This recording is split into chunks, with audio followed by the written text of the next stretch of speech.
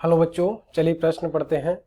किसी बिंदु P का स्थिति सदिश का प्रारंभिक बिंदु मूल बिंदु होता है, तो यह हमें कथन असत्य सत्य बताना है।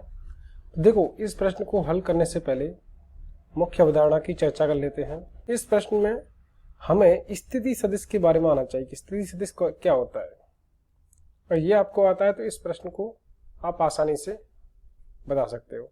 देखो, स्थिति सदिश क्या होता है कि अगर हमारे पास ये अक्ष दे रखे हैं, ठीक है, ये मान लेते हैं एक्स अक्ष है और ये वाई अक्ष। हम 2D में ले रहे हैं इसको, ठीक है। तो ये मान लेते हैं यहाँ पे कोई बिंदु है एक्स कोमा वाई, ठीक है, पी बिंदु है। और यहाँ पे क्या होगा, जब इसको हम लोग मूल बिंदु से मिलाते हैं, ठीक है, इसको यहाँ मान लेते हैं, ये बिंदु हो गया, ठीक है। तो ये जो सदिश होगा इसको क्या बोलेंगे, एक्स आई कैप प्लस वाई जे कैप।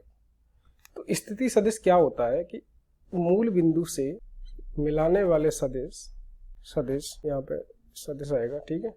मूल बिंदु से मिलाने वाले सदिश को उस बिंदु का स्थिति सदिश बोलते हैं। या किसी बिंदु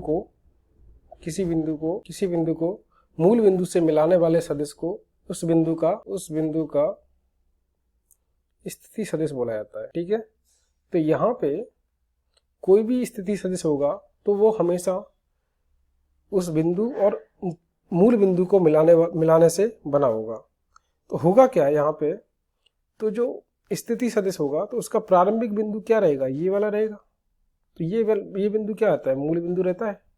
यानी कि हमारे पास स्थिति सदिश का प्रारंभिक बिंदु क्या रहेगा, मूल बिंदु होगा। तो यानी कि ये कथन कैसा है, सत्य है। तो कथन सत्य है। ओके बच्चों, तो ये हमारे पास उत्तर हो जाएगा। तो मैं आशा करता हूं आपको समझ में आया होगा। धन्यवाद।